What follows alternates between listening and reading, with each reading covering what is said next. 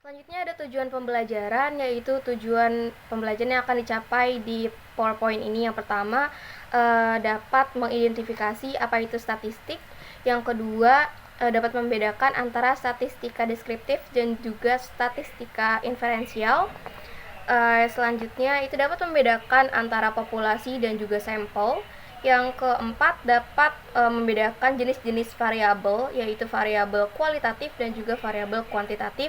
Dan yang terakhir, menguasai keempat tingkat pengukuran data. Yang pertama ada nominal, yang kedua ordinal, interval, dan juga Statistik adalah ilmu yang mempelajari tentang pengumpulan, pengorganisasian, penyajian, dan interpretasi data numerik untuk membantu dalam pengambilan keputusan yang itu lebih dibagi menjadi dua jenis, yaitu statis deskriptif dan statis inferensial.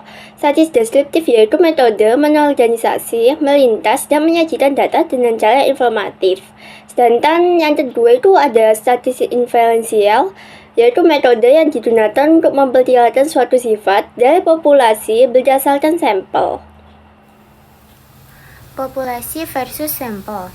Populasi adalah keseluruhan kumpulan individu, objek pengukuran yang menjadi fokus penelitian.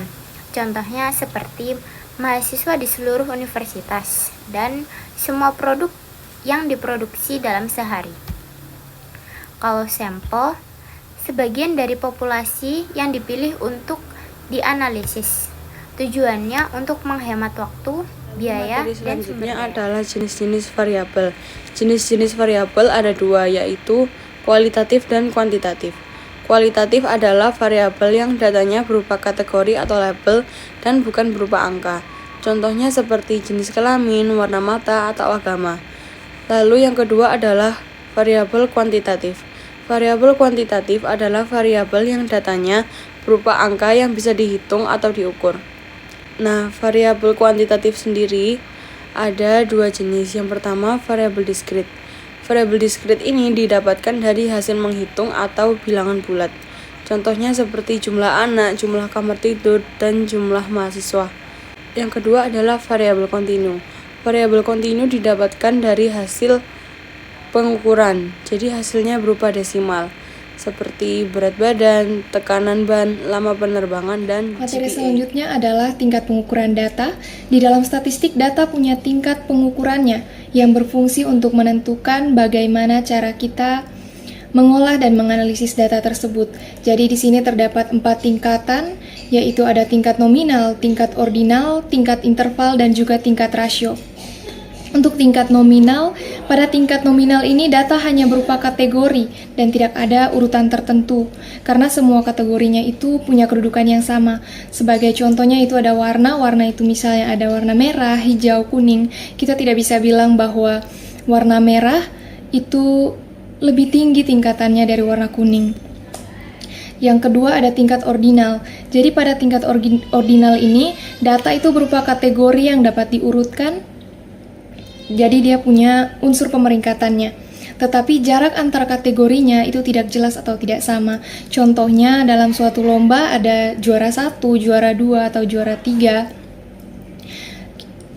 Jarak antar nilainya itu tidak dapat dihitung karena selisih nilai antara juara 1 dan 2 itu belum tentu sama dengan selisih nilai antara juara 2 dan juga juara 3. Yang ketiga, tingkat ketiga ada tingkat interval.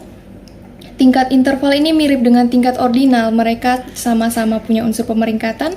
Yang berbeda adalah jarak antar nilai pada tingkat interval ini dapat dihitung karena selisihnya sama. Contohnya yaitu suhu. Nah, kemudian ada yang terakhir tingkat rasio. Tingkat rasio mirip dengan tingkat interval, namun perbedaannya adalah punya nilai 0 yang mutlak. Jadi di tingkat interval tidak mempunyai nilai 0 yang mutlak, sedangkan rasio punya. Nah, apa itu maksud dari nilai 0 yang mutlak dan tidak mutlak? Jadi pada nilai 0 yang tidak mutlak, itu artinya 0 itu bukan berarti ketiadaan. Jadi dia hanya sebagai patokan dari sistem pengukuran. Contohnya itu suhu tadi, contohnya adalah 0 derajat Celcius. 0 derajat Celcius itu bukan berarti tidak ada suhu, masih tetap ada suhu, hanya saja sebagai titik acuan pengukurannya. Nah, sedangkan untuk nilai 0 yang mutlak itu berarti ketiadaan. Contohnya adalah 0 rupiah, artinya tidak ada Kali ini uang. saya akan membahas tentang aplikasi yang sering digunakan dalam analisis statistik. Ada 3 aplikasi yang akan kita bahas. Yang pertama yaitu Microsoft Excel, SPSS, dan RStudio. Yang pertama adalah Microsoft Excel. Excel merupakan aplikasi yang paling umum dan mudah digunakan. Dalam statistik, Excel sering dipakai untuk analisis dasar, seperti menghitung rata-rata atau median, standar deviasi, hingga membuat analisis regresi sederhana. Keunggulan Excel adalah tampilannya yang familiar dan prosesnya yang cepat. Namun, Excel memiliki keterbatasan jika digunakan untuk analisis yang lebih kompleks. Yang kedua adalah SPSS, atau kepanjangan dari Statistical Package for the Social Science. SPSS banyak digunakan dalam penelitian sosial maupun penelitian ilmiah. Aplikasi ini bisa membantu kita melakukan analisis yang lebih mendalam, misalnya uji korelasi, uji hipotesis, regresi, hingga ANOVA. Kelebihan SPSS adalah tampilannya yang mudah dipahami karena berbasis menu, sehingga kita tidak perlu menulis kode untuk melakukan analisis. Yang ketiga adalah RStudio. RStudio adalah software open source yang digunakan untuk analisis statistik yang lebih kompleks sekaligus visualisasi data. Dengan RStudio, kita bisa melakukan berbagai macam analisis, mulai dari yang sederhana hingga yang rumit, dan hasil visualisasinya pun bisa dibuat lebih menarik. Bedanya dengan Excel dan SPSS, RStudio memang membutuhkan kemampuan menulis kode, tetapi justru disitulah kekuatan RStudio, karena hasil analisisnya lebih fleksibel dan bisa diulang kembali dengan mudah. Jadi bisa disimpulkan bahwa Excel cocok untuk analisis sederhana, SPSS untuk melihat analisis standar penelitian, dan RStudio untuk analisis lanjutan dan penggunaan aplikasi.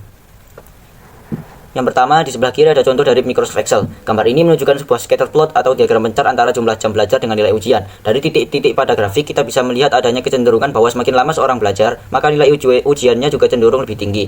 Grafik seperti ini sering digunakan untuk melihat ada atau tidaknya hubungan antara dua variabel. Kedua, di bagian tengah adalah contoh dari SPSS. Di sini kita bisa melihat grafik produksi beras dari Kecamatan X selama periode tahun 2000 hingga 2011. Grafik ini termasuk dalam kategori grafik deret waktu atau time series. Fungsinya adalah untuk melihat tren data dari tahun ke tahun. Dari grafik tersebut terlihat bahwa produksi beras secara umum meningkat, walaupun ada beberapa fluktuasi di tahun-tahun tertentu. Yang ketiga, di sebelah kanan adalah contoh dari RStudio. Ini juga merupakan scatter plot yang membandingkan jam belajar dengan nilai ujian. Bedanya, di sini sudah ditambahkan garis regresi. Garis ini menunjukkan bahwa hubungan antara jam belajar dan nilai ujian bersifat positif. Semakin lama jam belajar, semakin tinggi pula nilai ujian yang diperoleh. Dengan RStudio, kita tidak hanya bisa membuat grafik, tetapi juga langsung menguji hubungan tersebut secara statistik. Misalnya, menghitung seberapa kuat hubungan atau seberapa signifikan pengaruh jam belajar terhadap nilai ujian. Dari ketiga contoh ini, kita bisa melihat bagaimana aplikasi komputer membantu kita memahami data dengan lebih jelas. Excel untuk membuat grafik sederhana, SPSS untuk melihat tren data dengan rapi, dan RStudio untuk analisis yang lebih mendalam serta visualisasi yang lebih Kesimpulannya, pahami perbedaan antara statistik deskriptif, penyajian data, dan interferensial pengambilan kesimpulan. Selalu bedakan antara populasi dan sampel, serta variabel kualitatif dan kuantitatif. Pilih metode analisis yang tepat berdasarkan tingkat pengukuran data.